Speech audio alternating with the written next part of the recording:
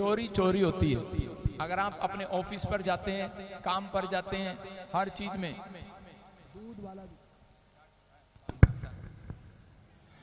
आप अगर दूध का काम करते हैं, वहां भी एक चोरी है। समझ में आएगी मेरी बात? तो आज से आप हाथ उठाओ और कहो, परमेश्वर मेरे ऊपर दया कर यीशु मसीह के नाम में। पवित्र आत्मा में चोर नहीं बनना चाहता, मेरे ऊपर दया कर, मुझे सही रास्ते पर डाल, मुझे दिखा, बता परमेश्वर मुझे क्या करना है। पवित्र आत्मा जी आज से बीज बोने वालों के पास परमेश्वर इतनी धन की आशीष आए, उन्हें चुराना ना पड़े, वो सच में आज से देने वाले बन जाए यीशु मसीह के नाम में। बोलो आमीन। बहुत सारे लोगों को परमेश्वर देने वाला बनाएगा, लेकिन जिसका मन कहते अच्छा नहीं है वो देने वाला नहीं बनता।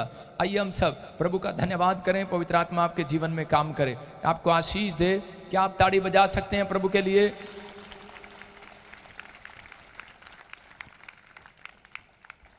सारे बोलो हालेलुया।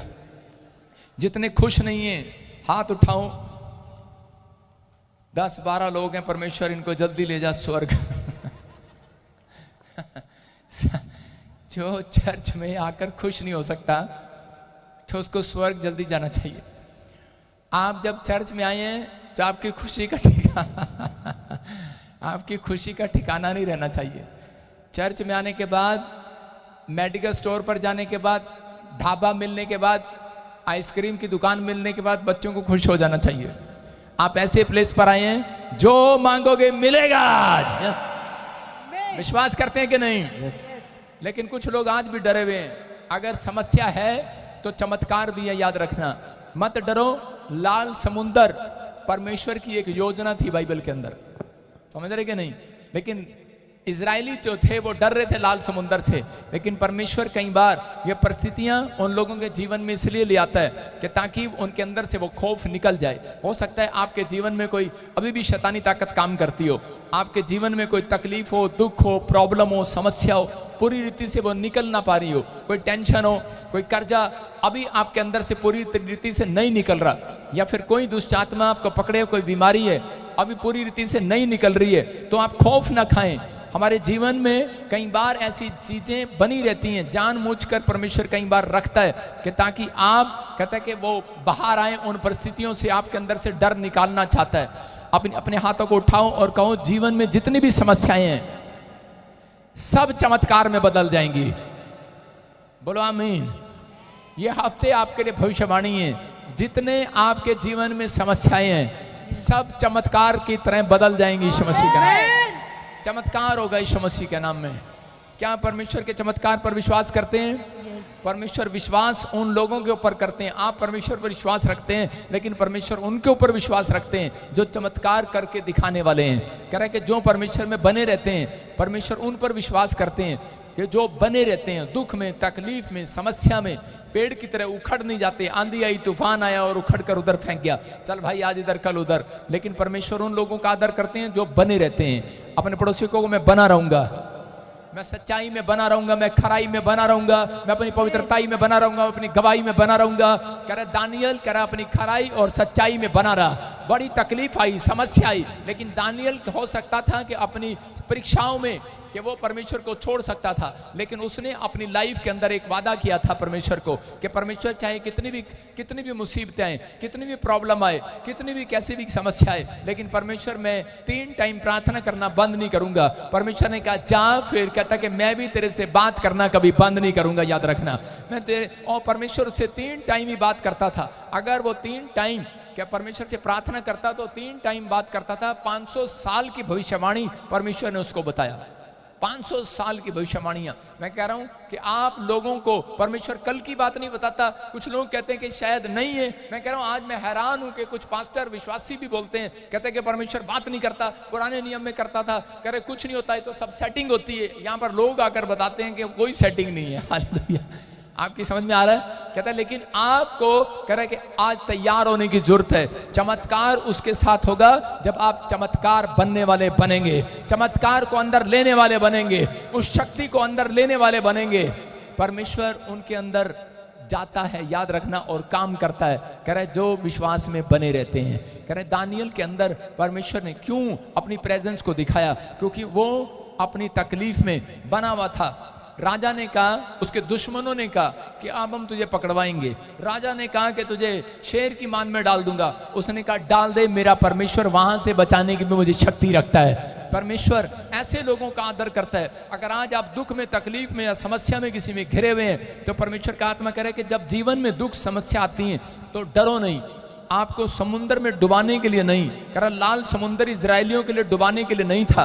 कह रहे याद रखना, अगर आपके जीवन में कोई कर्जा है तो वो समुद्र लग रहा है, आपको बीमारी है तो वो समुद्र लग रहा है, या आपके घर में कोई कलेश है या कोई कोर्ट केस है, आपको डुबाने के लिए नहीं, परमेश्वर आपको तैरने के लिए बोल रहा है, तैरने के लिए। हालेलुया। कह रहा है पार होने के लिए बोल रहा है। कह रहा आपके लिए एक रास्ता खुलेगा आज रात यीशु मसीह के नाम में। उसके बाद परमेश्वर कह रहा कि वो जो लाल समुद्र था इजराइलियों के सामने, वो उनके लिए एक बड़ी समस्या थी कि समुद्र को कैसे पार करेंगे।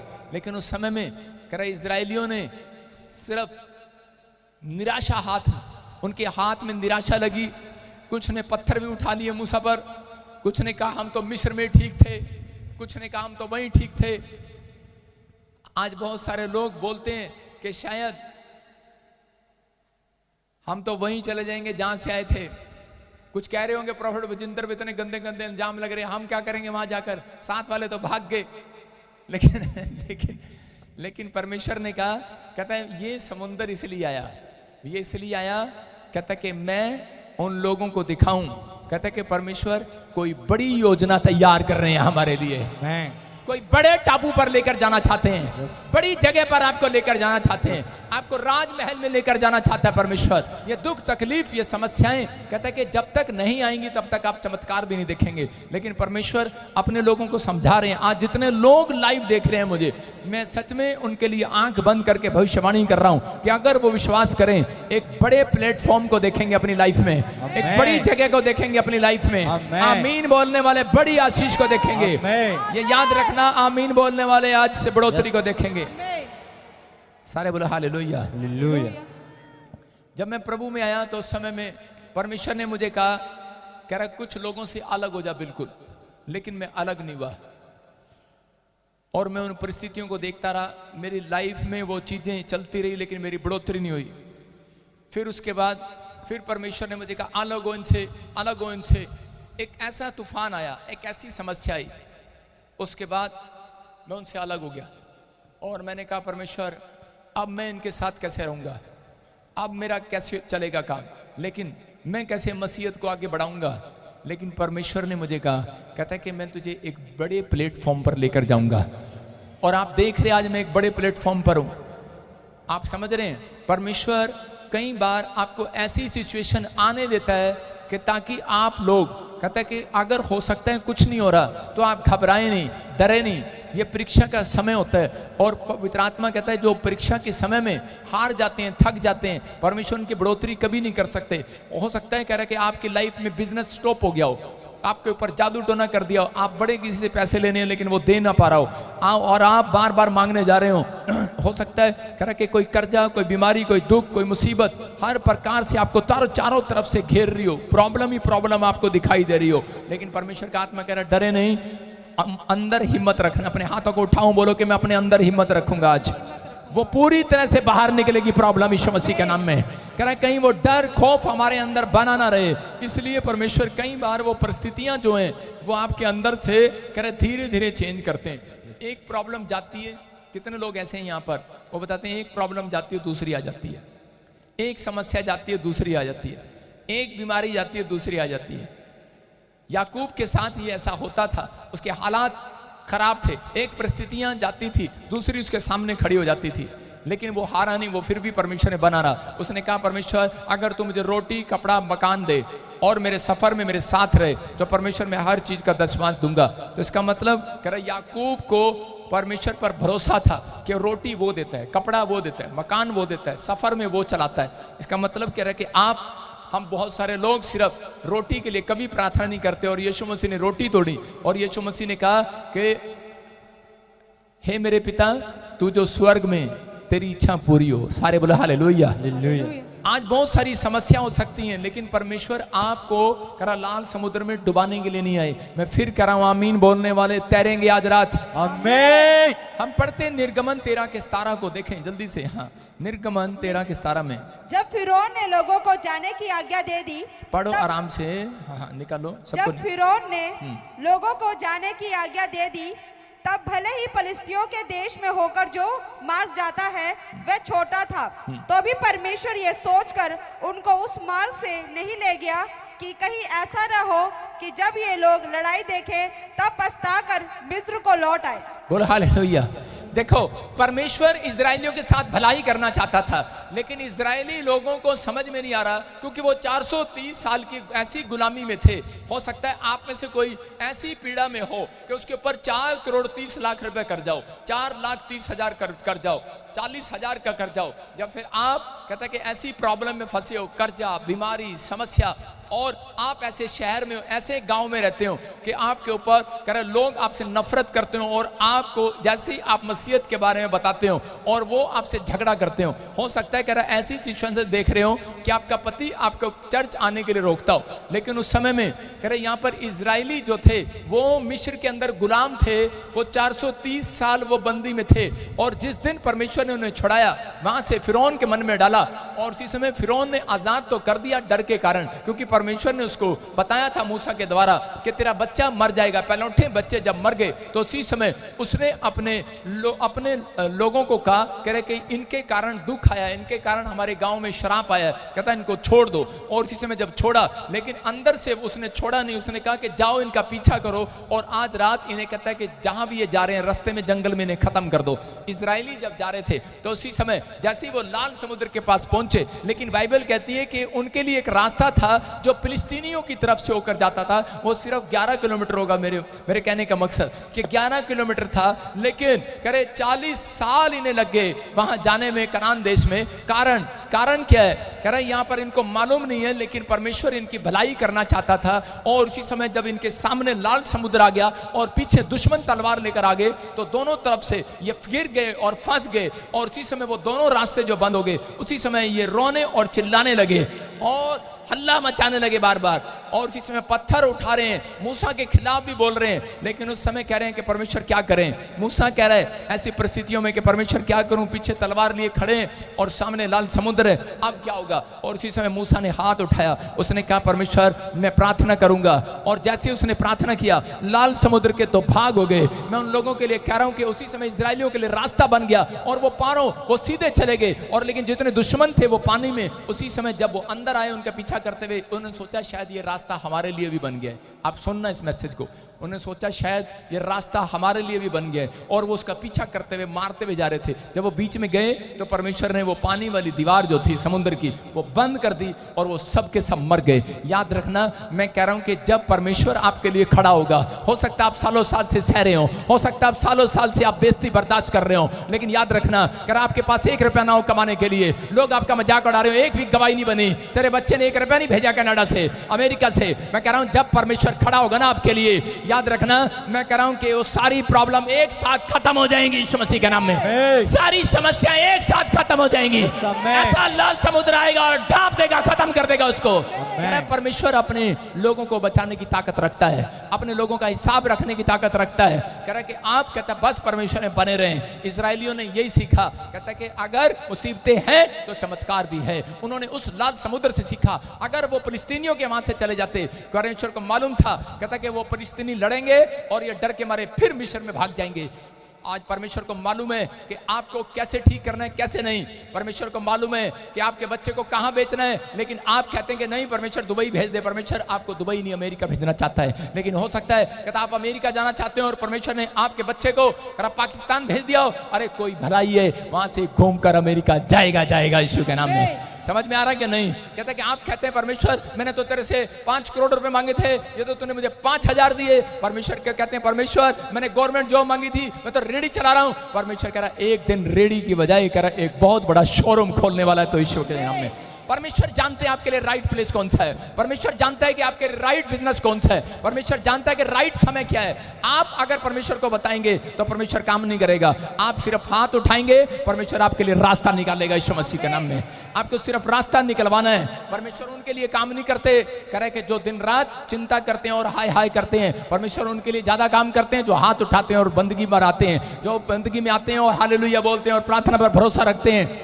कह रहा आज हो सकता है, कह रहा कि आज आपके सामने आपका पड़ोसी आपको कहे कि क्या बना तेरा। आज हो सकता है कि लोग आपको कहें, आपकी माँ आपको कहे ये बीमारी आ गई है, कर्जा आ गया, वीजा नहीं लगा, क्या होगा? उसको बोलना लाल समुद्र पार होगा। हालेलुया। अपने पड़ोसी को बोलो लाल समुद्र पार होगा।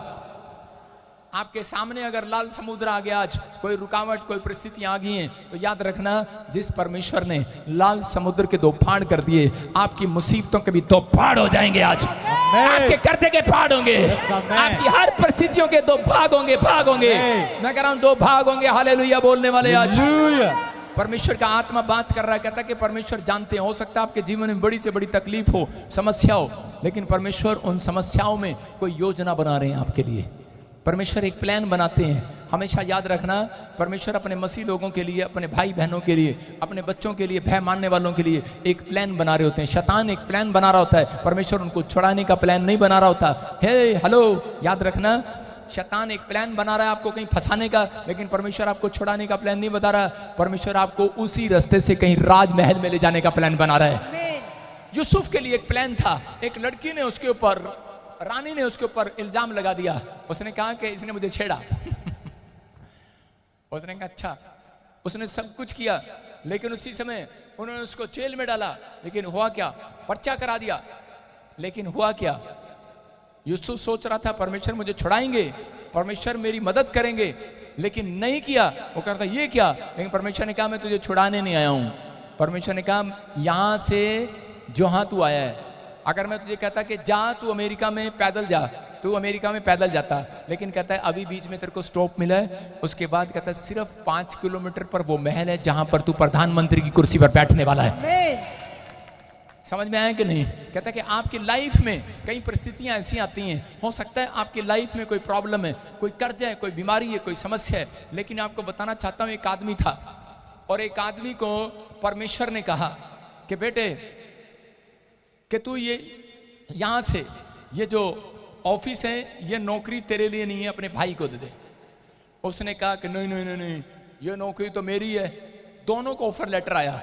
उसने कहा ऑफर लेटर आया कि भाई आप मतलब किसी कोई भी इसमें से जॉब कर सकता है किसी डैडी की जगह, और लेकिन वो उनको बताया गया, लेकिन वो भाई लड़ रहा है, कहता मुझे चाहिए, वो कहता मुझे चाहिए। लेकिन परमेश्वर ने मसीह का भय मानने वाले व्यक्ति को कहा तो इस जॉब को छोड़ दे और इसको दे दे, लेकिन वो छोड़ नहीं रहा था और वो बड़ा परेशान हो गया। जब परमेश्वर ने क्या दिया तो उसने जॉब को छोड़ दिया। उसने कहा मेरा भाई इस जॉब को ले लेगा।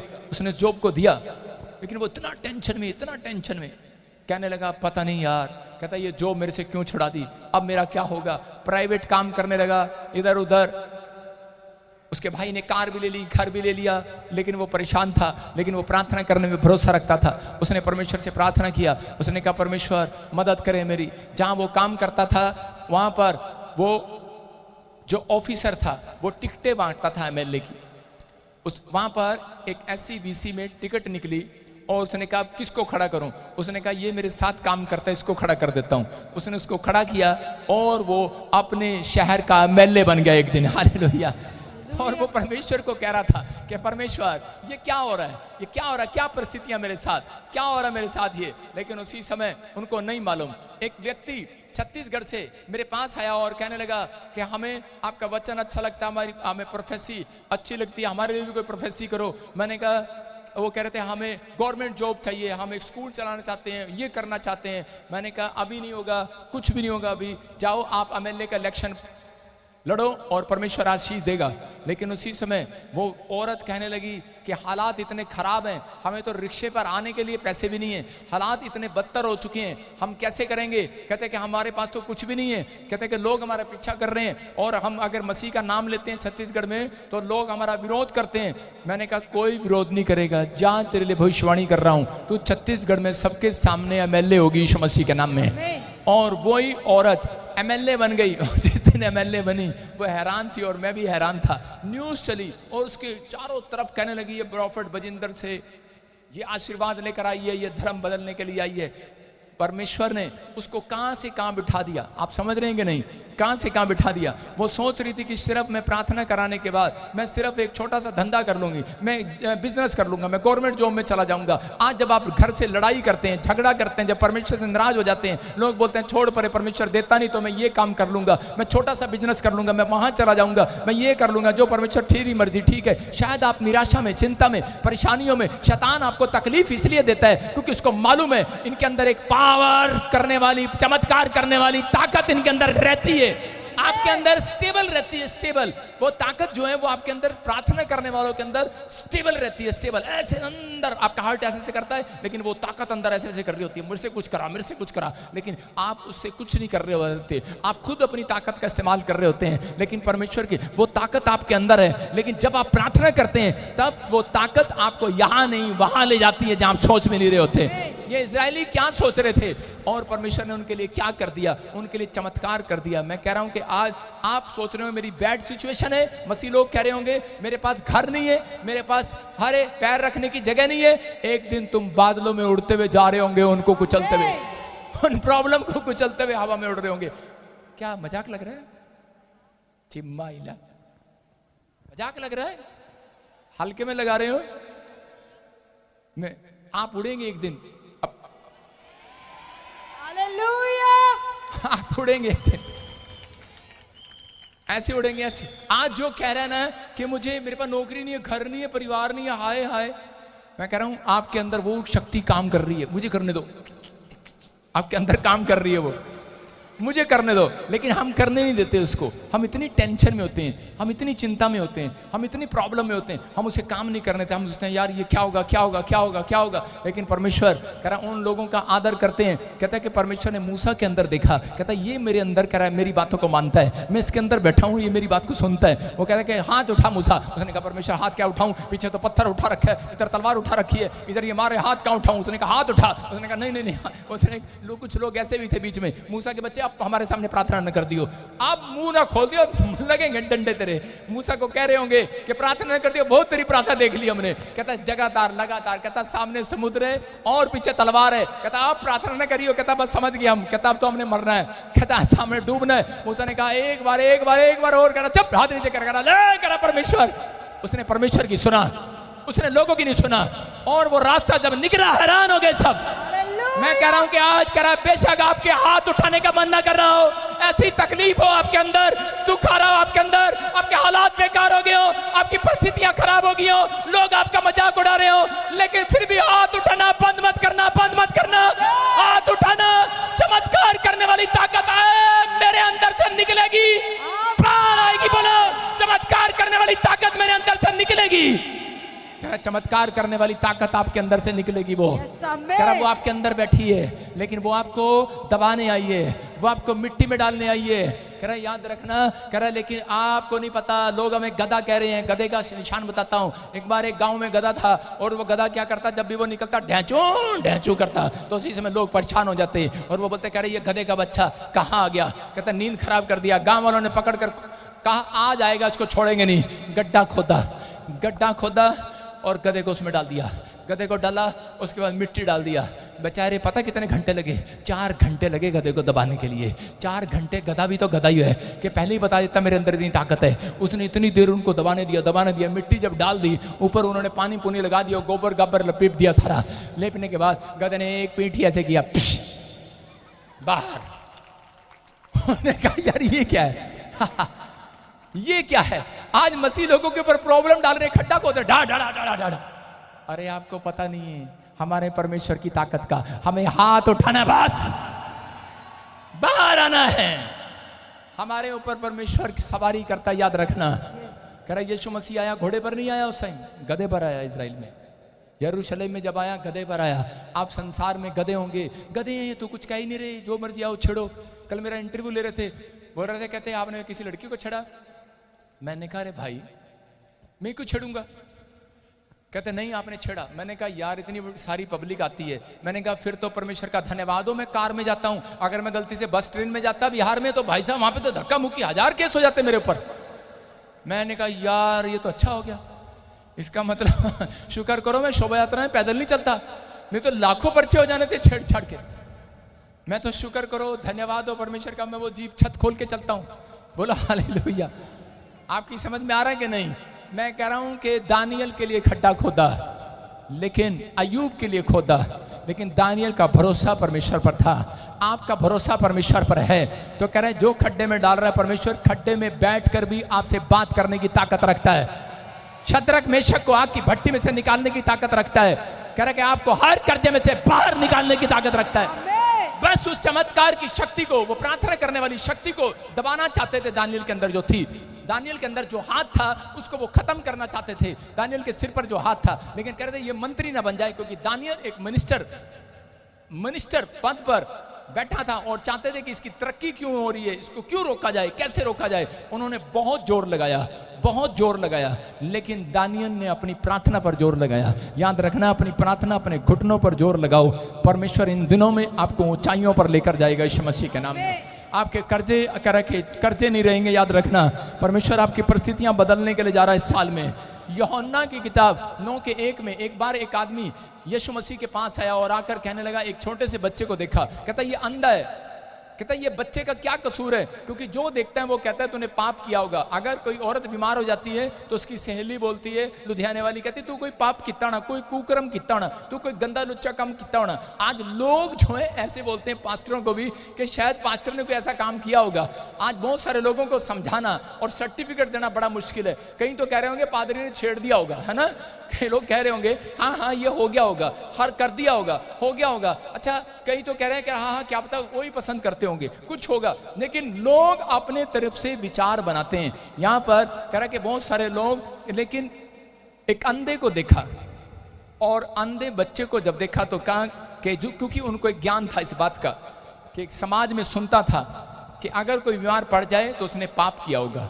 उसने कहा ये पाप है, कर्जा हो गया तो कोई आप पाप में होंगे, परिस्थितियां खराब हैं तो पाप में होंगे। उस आदमी ने सीधा यीशु मसीह से क्वेश्चन किया, कह रहे ठीक है। कहता लेकिन इस अंधे बच्चे ने क्या पाप किया, ये तो जन्म से अंधा है। यीशु मसीह मुझे बता, मेरे कान पक गए हैं। आज तक कह रहा पाप किया इसने इसलिए बीमार है, पाप किया इसने कर्जा है, पाप किया इसने ये इसलिए प्रॉब्लम में है। लेकिन ये आदमी कह रहा जो जन्म से अंधा है, कहता ये अंधा क्यों है, ये छोटा बच्चा माँ के कोख से निकला तो इसने कौन सा पाप किया जो अंधा है। परमेश्वर ने कहा, कह रहा है कि ये अंधा इसलिए है कि ताकि परमेश्वर का पुत्र आए और इस पर हाथ रखे और ये चंगा हो और पूरी दुनिया परमेश्वर की महिमा को देखे। आज अंधे हैं वो लोग जो परमेश्वर के कामों में टांग अड़ाते हैं, उनको पता नहीं है। कहता कि परमेश्वर ने इसलिए हमें रखा ये मुसीबतों में, इसलिए रखा दुख तकलीफों में मसीह लोगों तुम्हें। कहता हो सकता है अगर आज आप प्रभु में चलने के बाद भी आपके ऊपर कोई परीक्षा आ रही है, दुख आ रहा है, तकलीफ आ रही है, समस्या आ रही है, परमेश्वर कह रहा है अपनी महिमा लेना चाहता है। याद रखना कह रहा है कि वो आपके चमत्कार करेगा आपके बीच में। इन दिनों में आपके जीवन में चमत्कार करना चाहता है, लेकिन उन लोगों के साथ कहता है जिनका भरोसा बना रहेगा। जो लोग बने रहेंगे, अपने हाथों को उठाओ, अपने पड़ोसी को बोल बना रहे, नहीं तो उखाड़ फेंक दूंगा तुझे मैं। सारे बोलो हालेलुया। आप समझ रहे हैं कि नहीं? जो बाल आपको ज्यादा तंग करता है औरतें उसको फाड़ के बाहर फेंक देती हैं कि नहीं। जब कंघा मारती हैं बालों में तो उसके बाद वो बाल जो होते हैं, जो सही होते हैं रख जाते हैं, जो बेकार होते हैं छट जाते हैं। ऐसे ही पेड़ होता है, जिस पेड़ की तरक्की नहीं हो रही होती तो वो पेड़ जब ग्रोथ नहीं करता तो उसको छांटता है माली, छांटता है कि नहीं। ऐसे ही विश्वास रखना। अगर चर्च में कहता कुछ लोग ऐसे होते हैं जो आपकी बाजू में बैठे होते हैं और आपकी तरक्की नहीं होने देते, परमेश्वर उन्हें जाने देता है। अफसोस नहीं करना, ना पादरी अफसोस करे ना अफसोस करो, बस हाथ उठाओ और प्रार्थना करो परमेश्वर कि उनकी भी ग्रोथ हो यीशु मसीह के नाम में। पवित्र आत्मा अपने लोगों के जीवन में आज चमत्कार कर रहा है और आशीष दे रहा है। जो लोग इस बात में सुन रहे हैं, मैं कह रहा हूं कि ऐसा लगता है कि कई बार कि यार क्या होगा, ना पीछे जा सकते ना आगे जा सकते, हालात बिगड़ रहे हैं लेकिन कुछ नहीं हो रहा। आपको लग रहा होगा कि सब कुछ खत्म हो गया है, लेकिन पवित्र आत्मा लाल समुद्र में एक रास्ता बना रहा है यीशु मसीह के नाम में। अपने हाथों को उठाओ और खाओ, परमेश्वर आपने मेरे लिए एक डोर खोल दिया आज यीशु मसीह के नाम में। आप तैयार हैं डोर खुलवाने के लिए? नहीं? हाँ या ना? कुछ लोगों ने घुटने टेक दिए प्रॉब्लम के सामने। मूसा ने कभी घुटनों के मूसा ने कभी भी प्रॉब्लम के सामने घुटने नहीं टेके। पवित्र आत्मा चाहता है कि आज से अपने हाथों को उठाकर आज प्रार्थना करो, परमेश्वर भरोसा रखो, परमेश्वर को कहूँ परमेश्वर मैं तेरे पीछे चलूंगा ईमानदारी से, कर्जा कितना भी हो, कितनी भी परिस्थिति हो, लेकिन मैं जान गया कि आप एक योजना को तैयार कर रहे हैं, कोई भलाई को पैदा कर रहे हैं मेरी लाइफ में, कोई भलाई आने वाली है। याद रखना, आपको मैं कह रहा हूँ कि 30 दिन के अंदर, 42 दिन के अंदर आप परमेश्वर की बड़ी भलाई को देखोगे यीशु मसीह के नाम में। याद रख रहे हैं? आमीन बोलने वाले याद रख रहे हैं कि नहीं? बोलो हालेलुया। रास्ता बंद होता है। जब इजरायली जा रहे थे तो रास्ता बंद था। क्या था? बंद था। और चौड़ा रास्ता, जब चौड़ा रास्ता दिखता है, एक ट्रक और कार वाला जब जाता है, जब रास्ता भीड़े से जाएंगे कि चौड़े रास्ते से जाएंगे? वो चौड़े रास्ते से जाना पसंद करेंगे, जो खुला रास्ता होगा। कार भीड़े रास्ते से नहीं जाती, गली में से नहीं निकलेगी, वो बड़ी सड़क से, हाईवे से जाना पसंद करते हैं। यीशु मसीह भी यही बोलता है, कहता है कि आजकल के विश्वासी कह रहे चौड़े मार्ग को चुनते हैं, वो बड़े रास्तों से कहते हमें तकलीफ कोई ना आए, दुख ना आए, कोई कर्जा ना आए, कोई समस्या ना आए, कोई प्रॉब्लम ना आए। लेकिन परमेश्वर का आत्मा कहना चाहता है, कह रहा है कि जो वो मार्ग है, कहता है वो तुम्हें आशीष नहीं देता, कह रहा है कि जो भीड़ा जो मार्ग है, कहता है वो स्वर्ग की ओर जाता है। याद रखना, कह रहा है परमेश्वर उन लोगों को, कह रहा है जो तकलीफों में चल रहे हैं, जो समस्या में चल रहे हैं, लाजर, कंगाल लाजर जो था, वो कह रहा है कि वो उस समय तकलीफ में था, प्रॉब्लम में था, समस्या में था, उसने जरूर दुख देखा, लेकिन वो जो धनी था वो चौड़े रास्ते पर बैठा था, सब कुछ था उसके पास, लेकिन वो नरक में गया, और कह रहा लाजर स्वर्ग में गया यीशु मसीह की गोद में। उन लोगों को आज पवित्र आत्मा बताना चाहता है कि अगर आप बने हुए हैं तो आप भरोसा रखें प्रार्थना पर। हम कई बार परमेश्वर पर भरोसा नहीं रख पाते, हम विश्वास करते हैं लेकिन भरोसा नहीं रख पाते। कछुए को देखा किसी ने? कछुए को, कछुआ जो होता है वो हमेशा क्या करता है? कछुए देखा आपने? खरगोश को देखा आपने? अगर खरगोश को शेर दहाड़ मारे कहां मिलेगा? आपके अमृतसर में मिलेगा सीधा। मैं कह रहा हूं कि आप अगर कछुए को दहाड़ मारे शेर तो कहां मिलेगा? हाँ, कहां मिलेगा? कछुआ ज्यादा तेज नहीं दौड़ सकता, कछुआ अपनी मुंडी को अपने अंदर कर लेता है उसको पता भागूंगा तो भाई साहब बिजली का बिल होता है कि ऊपर वाले ने मेरे ऊपर जो कमर दी है ना, मेरी कमर, कहता है इतनी मजबूत है, उस पर जितने डंडे भी मारो ना, ट्रक भी चढ़ा दो, मेरा कुछ नहीं होने वाला। उसको मालूम है, इसलिए वो क्या करता है कि वो कछुआ अंदर चला जाता है, अपनी कमर के अंदर, अपने खाल के अंदर चला जाता है, उसको पता है। लेकिन आज मसीह लोगों को मालूम नहीं है। कहता है अगर आज आपके ऊपर कर्जा आ रहा है, तकलीफ आ रही है, समस्या आ रही है, तो आपको उस समय में समझ लेना है, कहता है आपके ऊपर कछुए वाली खाल नहीं है, आपके ऊपर परमेश्वर का हाथ है। ये हाथ है, आपको इस कवच में अंदर आ जाए, मुंडी अंदर लेना, अंदर कहां लानी, मुंडी कहां लाओगे आज? लेकिन आजकल की औरतें की हो रही है बात, की हो रही है आजकल मुंडी यूं, क्या हो गया? टीवी पे क्या रहा, यूट्यूब पे क्या रहा? अच्छा पादरी की खबर आ रही है, अरे बैठ के मुंडी अंदर करो, प्रार्थना करो पादरी के लिए, अपने लिए प्रार्थना करो, परमेश्वर का कवच आ रहा है। हालेलुया बोल रहे कि नहीं? समझ में आया कि नहीं? कछुआ बनना है। क्या बनना है? अपने पड़ोसी को बोलो कछुआ। कौन बनोगे?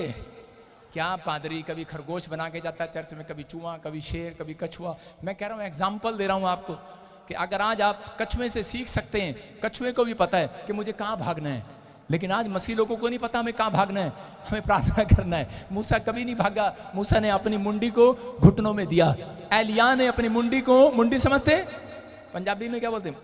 तोड़ गर्दन, अपनी गर्दन को उसने अपने घुटनों के अंदर दिया, घुटने टेके और प्रार्थना किया। उसने कहा परमेश्वर, उसने ऐसे ढांप लिया कछुए की तरह। जब आप देखेंगे उसका स्टाइल तो सिर्फ कमर दिख रही एलिया की प्रार्थना करते हुए। कुछ लोग ऐसे प्रार्थना करते हैं, कुछ लोग ऐसे प्रार्थना करते हैं, हालेलुया हालेलुया, कुछ लोग ऐसे करते हैं, कुछ लोग अंदर मुंह करके। इसका मतलब ये उसकी कछुए की तरह उसको जानता था। कहता परमेश्वर तेरा हाथ मेरे ऊपर आने पाए, हालेलुया।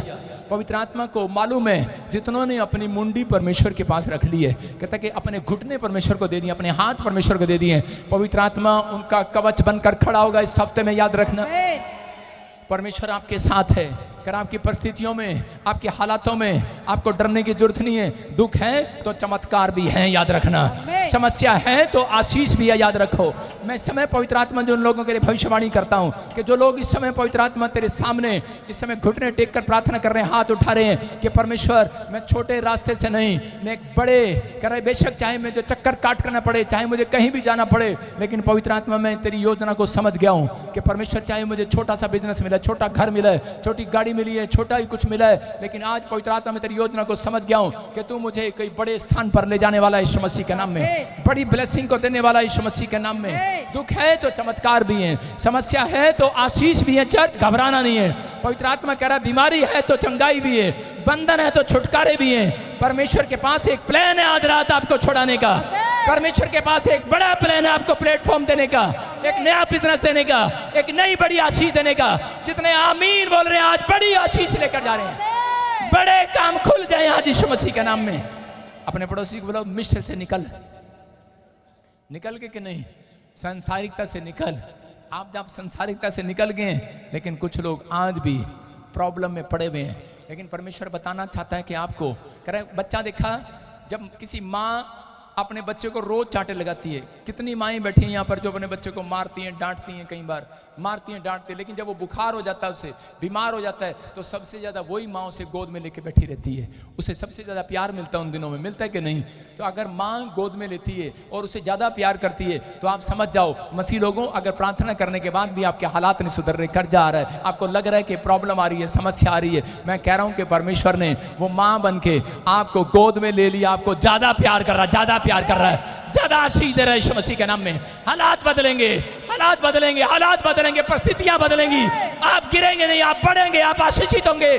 आप पवित्र आत्मा की हजूरी में बैठे हैं, आप परमेश्वर की प्रेजेंस में बैठे हैं, शैतान आपको बिगाड़ेगा नहीं। याद रखना परमेश्वर आपको सुधारने वाला है, आपकी तरक्की करने वाला, आपके जीवन में बड़े बड़े काम हल करने वाला यीशु मसीह के नाम में। किसकी गोद में हो? बाइबल में लिखा, प्रकाशित वाक्य 14 के 12 में लिखा और 12 के 14 में भी लिखा कि जितने मसीह में होकर मरते हैं वो परमेश्वर की गोद में विश्राम पाते हैं। याद रखना परमेश्वर अपनी माँ, आपको माँ की तरह, आपको माँ की तरह, बाप की तरह, बाप नहीं लेता, लेकिन उस समय परमेश्वर माँ बन जाता है आपकी और आपको गोद में लेता है। अगर आप किसी दुख में हैं तो आप डरे नहीं, आज रात परमेश्वर आपके लिए एक बड़ा रास्ता खोलने वाला है यीशु मसीह के नाम में। आपके लिए करें बड़ा प्लान करने वाला है पवित्र आत्मा। मैं उस प्लान के लिए धन्यवाद करता हूं परमेश्वर का। समस्याएं आपको सिखाती हैं डरो। समस्या क्या सिखाती है? जोर से बोलो डरो, अपने पड़ोसी को बोलो डरो, कांपो, चिल्लाओ। केवल भरोसा, विश्वास हमें कहता है कह रहे शांत रहो। समझ रहे कि नहीं? जब दुख आता है, कह रहे जब समस्याएं आती हैं तो उसी समय वो कहती हैं डरो, कांपो, चिल्लाओ, हाय हल्ला मचाओ। लेकिन जब आप भरोसा रखते हैं, विश्वास रखते हैं, तो वो हमें सिखाते हैं कि शांत रहो, चुप रहो, परमेश्वर तुम्हारी ओर है यीशु मसीह के नाम में। आज कैसी भी प्रॉब्लम, अपने हाथों को उठाऊं और कहूं परमेश्वर मैं आज से हर मुसीबत से आज़ाद हो चुका हूं यीशु मसीह के नाम में। हर परिस्थितियां खत्म हो चुकी हैं यीशु मसीह के नाम में, क्योंकि मैं शांत होकर तेरे पास आया हूं। परमेश्वर आप ही तुम्हारे लिए लड़ेगा। अगर आपको यह पता है लग जाए इन समस्याओं से, प्रभु लड़ेगा। अगर आपको पता लग जाए तो प्रभु चंगा करेगा। याद रखना यीशु मसीह के नाम में, आपको छुड़ाएगा यीशु मसीह के नाम में। बस आपको शांत रहना और आराम से बैठना है। अगले दिन आपके जीवन में कोई बड़ा काम होने वाला है यीशु मसीह के नाम में। आमीन बोलने वाले आजाद हो जाओ आज। सारे बोलो हालेलुया। अगर आपको डॉक्टर, आपको किसी को बड़ी बीमारी हो और आप डॉक्टर आपको कहे ये बीमारी यूं निकल जाएगी, कोई घबराने की बात नहीं है, आप शांत हो जाते हैं कि नहीं? कह रहे जो आपके ऊपर कर्जा होता है और आपके साथ आपका कोई आप व्यक्ति कहता है कि कोई नहीं पैसे मैं दे दूंगा, आप शांत हो जाते कि नहीं? शांत होते कि नहीं? अगर आप किसी समस्या में हैं, आज परमेश्वर कह रहा है आपको, कह रहा मैं तुम्हारे साथ हूं, तुम्हारा कोई बड़ा काम करने वाला हूं यीशु मसीह के नाम में।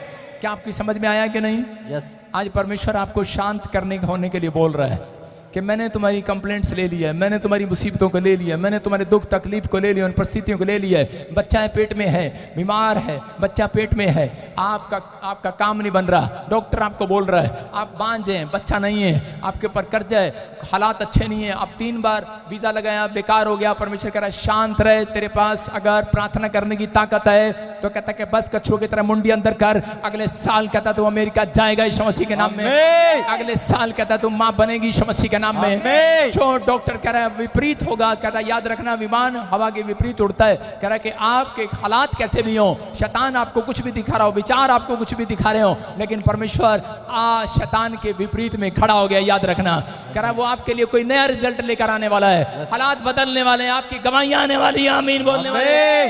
कह रहा है एक नया मार्ग आपके लिए खुलेगा जो आपको नहीं दिखाई दे रहा। कह रहा है ये लाल समुद्र आपको गिराने के लिए नहीं, तैर कर बाहर निकालने के लिए नहीं, आपके लिए रास्ता बनाने के लिए आया है। आपकी परिस्थितियां चेंज हो रही हैं, बस परमेश्वर को आज बताऊं कि परमेश्वर में मूसा की तरह भरोसा रखूंगा, हाथ उठाऊंगा। आप ऐसे समय में भी जब हाथ उठाएंगे परमेश्वर आपकी सुनेगा। सुनेगा कि नहीं? पवित्र आत्मा जी मैं प्रार्थना करता हूं मेरे पिता परमेश्वर, जो ऑनलाइन सुन रहे हैं मुझे, जिन्होंने मैसेज सुना, पवित्र आत्मा जी आज मेरे पिता परमेश्वर शांति के दूत यहां पर आने पाए।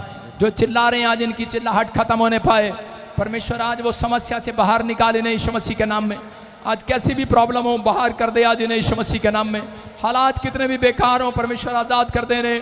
मैं विश्वास करता हूं परमेश्वर आप आजाद कर रहे हैं। याद रखो अगर समस्या है तो चमत्कार भी है, समस्या है तो चमत्कार भी है। याद रखना बीमारी है तो चंगाई भी है, गरीबी है तो आशीष भी है, मुश्किलें हैं तो रास्ते भी खुल रहे हैं। याद रखो मुसीबतें हैं तो परमेश्वर छोड़ेगा नहीं। आपके लिए एक बड़ी योजना तैयार हो रहा है, तैयार हो रहा है, तैयार कर रहा है। परमेश्वर की योजना इस हफ्ते में आप देखेंगे। आमीन बोलने वाले। आप परमेश्वर की भलाई को देखेंगे यीशु मसीह के नाम में। और इसी समय पवित्र आत्मा जो मुझे सुन रहे हैं और देख रहे हैं, मेरे प्रभु आज इन्हें समझ में आए कि प्रार्थना के बाद पवित्र आत्मा सुरक्षा देता है यीशु मसीह के नाम में। प्रार्थना के बाद हल निकलता है, प्रार्थना के बाद परमेश्वर का भरोसा बना रहे। और ये सच में जब बने रहे, इस हफ्ते में बहुत सारे लोग अपनी गवर्नमेंट जॉब की गवाही को सुनेंगे। अबलबा शबलबा बलबा शबलबा। मैं देख रहा हूं कि बहुत सारे लोग जो हैं किस समय जो मकान जिनका चल नहीं रहा, बन नहीं रहा, या किराए पर नहीं चढ़ रहा, होली स्पिरिट ने मुझे कहा आपको गुड न्यूज मिलेगी यीशु मसीह के नाम में।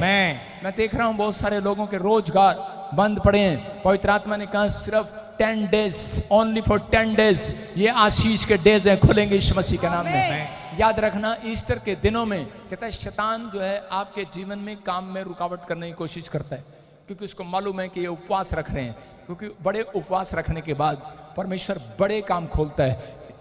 ये 40 दिन उपवास के चल रहे हैं। अगर आप उपवास रखें तो कहता हो सकता है कि आप 40 दिन नहीं रख सकते तो आप 11 रख सकते हैं, आप ज़्यादा नहीं रख सकते 21 रख सकते हैं, अगर आप ज़्यादा नहीं रख सकते 7 रख सकते हैं, आप 3 भी रख सकते हैं, लेकिन एक तो कोई ना रखे। आप उपवास, मोटे लोग तो एक सुनना चाह रहे थे भी मेरे मुंह से, एक ही कह दो बस। लेकिन उनको कहना जब आप उपवास रखते हैं तो परमेश्वर आपके जीवन में काम करते हैं। उपवास करने के बाद आपकी परिस्थितियां चेंज होंगी, क्योंकि शैतान को मालूम है जब आप रोटी खाते हैं, जब आप बच्चा खाना नहीं खाता कई दिन, तो उसी समय उसका बाप कहता चल ना खाने दे, लेकिन माँ कहती है देख लेना कितने दिन हो गए रोटी नहीं खाया। उसको उसका बाप दिलाता है कि नहीं दिलाता? तो इसका मतलब ये है कि हो सकता है आप उपवास करने के बाद आपके काम ना बन रहे हो, रुकावटें आ रही हो, लेकिन डरो नहीं, जैसे ही आपके उपवास पूरे हो जाएंगे। लेकिन कुछ लोग उपवास गलती से रखते हैं। वो क्या करते हैं, बस मर्जी करा रख लिया, ओहो आज खाना नहीं खाया 2 बजे तक, चल कोई नहीं उपवास ही रख लो। लेकिन आपको कह कर रखना है, परमेश्वर के राज्य में कह कर जाना है। मैनेजमेंट है, परमेश्वर की मैनेजमेंट है, आपको कहना पड़ेगा परमेश्वर आज मेरी छुट्टी है, मैं आज उपवास रखूंगा। जब आप उपवास रखते हैं परमेश्वर आपके लिए लाल समुद्र के 2 फाड़ कर देगा यीशु मसीह के नाम में। उपवास एक ऐसी चीज है, जब आप उपवास करते हैं तो परमेश्वर आपके लिए कहता है कि बड़े बड़े मार्ग खोल देगा, बड़े बड़े प्रोजेक्ट काज कर देगा। रखो तो सही। क्या कलीसिया समझ नहीं रही? कह रहा योशापात ने पूरी लोगों से जब उसको डराया गया तो क्या किया उसने? अपनी कलीसिया को, अपने लोगों को, अपनी प्रजा को कहा उपवास रखो। कितने लोग तैयार हैं उपवास रखने के लिए? तो सब लोग मेरे लिए 3 दिन उपवास करेंगे। जो झूठा होगा उसके लिए आशीष नहीं खुलेगी, लेकिन जो सच्ची में उपवास रख रहा होगा, यहाँ बैठकर आप परमेश्वर की हजूरी में बैठे हैं। याद रखना अगर आपको शुगर है तो आप एक टाइम खाना खा सकते हैं। अगर आपको लगता है कि मेरे से उपवास नहीं रखा जाता तो आपने त्याग करना है, जैसे मुर्गे का त्याग, बकरे का त्याग, मिठाई का त्याग, खासकर गोलगप्पों का त्याग तो कर देना। त्याग, चटपटी चीजें जो आपकी जीभ पर लगे उसका त्याग। आप ऐसी चीज खाओ जो सड़ी हुई लगे, मतलब दाल बिना नमक पानी वाली ऐसी खाओ जो आप बस आपके अंदर बॉडी में बस रास आए, क्योंकि आपको अगर कोई पेशेंट है इसलिए बोल रहा हूं, ऐसी चीज खाओ। अगर आपने 3 दिन उपवास किया तो परमेश्वर आपको जय देंगे यीशु मसीह के नाम में। उस प्रार्थना में आपको रखना है। आपके ऊपर कर्जा है या आपकी कोई काम नहीं बन रहा, कोई भी हालात ठीक नहीं है, आपके जो भी परेशानी है, ये 3 दिन उपवास रखने के बाद परमेश्वर दूर करने वाला यीशु मसीह के नाम में। मैं आइए सब अपने हाथों को उठाएं, अपने सिर पे हाथ रखें। पवित्र आत्मा जी प्रार्थना करता हूं जो मुझे ऑनलाइन सुन रहे हैं ब्रांचों में, जिन लोग भी सच में इस कलीसिया के लिए, प्रॉफिट बजिंदर सिंह मिस्ट्री के लिए, अपने स्पिरिचुअल फादर के लिए उपवास कर रहे हैं। मेरे पिता परमेश्वर, हमें विश्वास है पवित्र आत्मा जी ये उपवास हमारे लिए आशीष को लेकर आएगा यीशु मसीह के नाम में। हमारे लिए सच में वो रास्तों को खोलेगा। हमें तुझ पर भरोसा है परमेश्वर, कर मनुष्यों पर नहीं, हमें किसी तलवार पर नहीं, पैसे पर नहीं, सिफारिश पर नहीं, परमेश्वर तेरे हाथों पर भरोसा है परमेश्वर। और विनती करते हैं पवित्र आत्मा जी, अगर आज मेरे पिता परमेश्वर इनमें से कोई सच में इस समय यहाँ पर कोई दुखी है, परेशान है, समस्या में, कर्जे में, पवित्र आत्मा सच में आप इन्हें बताना चाहते हैं, तुम चुनौतियों को देना सीखो, चुनौतियों को लेना सीखो, और परमेश्वर उन चुनौतियों में तुम्हें जिताएगा यीशु मसीह के नाम में। बोलो आमीन। आमीन। सारे बोलो हालेलुया।